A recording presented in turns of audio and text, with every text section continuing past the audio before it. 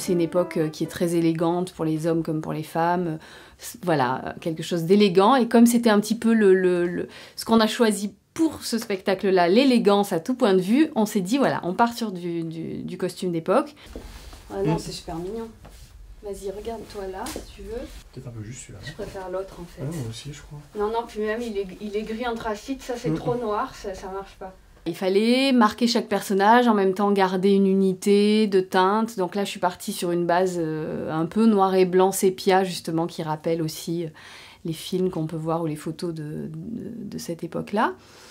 Et en accessoirisant, en essayant d'apporter des petites touches de couleur avec les accessoires. C'est magnifique. Et donc, tu vois, là, c'est doublé. Ouais. Voilà. Et là, non, mais moi, je trouve qu'il n'y a pas besoin. Et tu sais.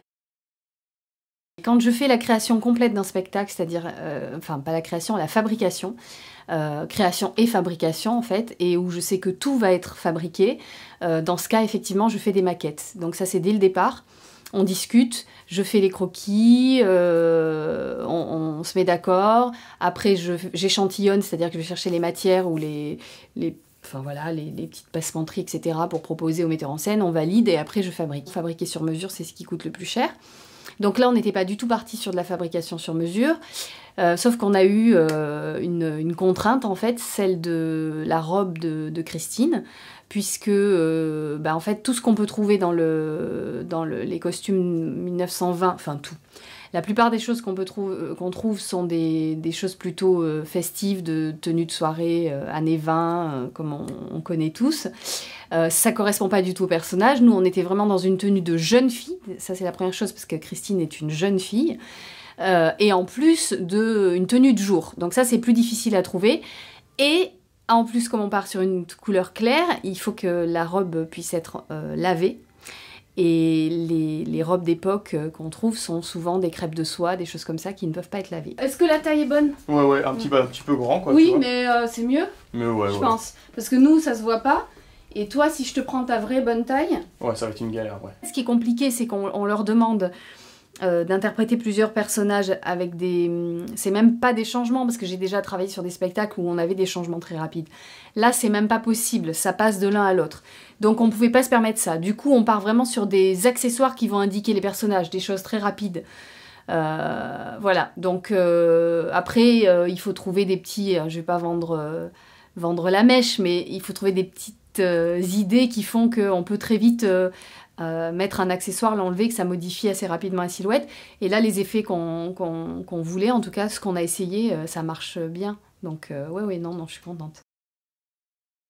Je travaille jamais sans discuter avec les comédiens, déjà parce qu'il y a certaines choses que les comédiens soit n'aiment pas porter, soit... Alors après, il y a le personnage évidemment, mais il y a quand même moi, ce qui compte aussi, c'est même quand la fille elle est dans un corset d'époque, il faut qu'elle puisse être à l'aise. Donc il y a des choses que je demande, pareil pour les chaussures, j'essaye les chaussures avec eux, je leur donne très tôt pour qu'ils puissent répéter avec. Je leur demande quand on fait le premier essayage s'ils se sentent bien. Pour moi, c'est vraiment important. C'est pas que de l'esthétique. On a souvent un peu le défaut de l'esthétique. Et parfois, c'est pas... Alors, parfois, ça fonctionne, mais parfois, c'est pas ça, c'est pas le propos. Donc, parfois, le comédien, il va pas être spécialement à son avantage parce que c'est le personnage qui veut ça. Ça, c'est pas toujours facile à faire accepter à certains comédiens. Donc c'est pour ça que tout ça, on en parle et que... Non, je parle beaucoup. Généralement, ce que j'ai en tête est souvent très proche du résultat final. Il peut y avoir quelques petites modifications. Une fois, depuis que je suis costumière, ça m'est arrivé. Donc c'était une comédienne qui était seule sur scène. Et là, on s'est complètement planté. On est parti trop tôt sur le projet, en fait, au niveau du costume. Et une fois que j'ai terminé de fabriquer la robe en question, on s'est rendu compte par rapport au travail qui avait été fait de mise en scène que ça n'allait plus du tout. Donc là, on est passé, mais du tout autre, on a complètement changé. Voilà. Mais c'est la seule fois. Alors, premièrement, c'est effectivement que ça n'ait pas l'air d'un déguisement. Alors ça c'est un truc, voilà. La différence entre le costume et le déguisement, c'est que le déguisement, comme son nom l'indique, c'est fait pour se transformer, mais pour s'amuser, il y a un truc qui est, voilà. Le costume, normalement, il va incarner un personnage. Donc si le comédien a l'air déguisé dans son costume, pour moi c'est complètement raté. Ça c'est la première chose. La deuxième chose, c'est que le comédien soit bien. Là, par exemple, tout à l'heure, on a fait les essais. Moi, c'est ce que j'adore. On fait les essais, puis après, les comédiens, ils oublient, en fait, qu'ils sont en costume. Et ils vont continuer à faire ce qu'ils ont à faire, alors qu'ils portent un costume. Ça, c'est deuxième réussite, parce que le bien-être du comédien, ça contribue aussi au personnage. Donc, il faut en même temps que...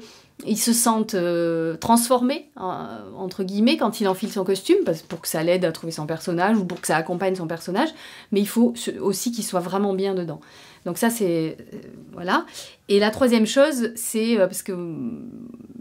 voilà, l'esthétique générale. Quand les comédiens se retrouvent ensemble, bon là, ils sont que 3 tout le temps sur scène, donc c'est pas compliqué, mais quand il y a des spectacles où il y a des interventions comme ça, que chaque tableau soit en même temps pas...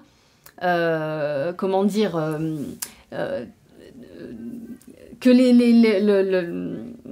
l'harmonie en fait colorée ou de la chose fonctionne, mais sans que ce soit non plus quelque chose de complètement évident. Je sais pas si je suis claire dans ce que je dis. Que ça corresponde à l'univers, au personnage, que ce soit pas juste joli, que ça puisse être moche quand ça doit être moche, sale quand ça doit être sale. D'ailleurs, j'adore salir les costumes.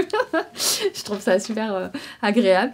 Et que le comédien soit bien dedans et que ça corresponde dans l'idéal à ce que le comédien visualisait, le metteur en scène visualisait et ce que je visualisais moi. Voilà, ça c'est la réussite absolue.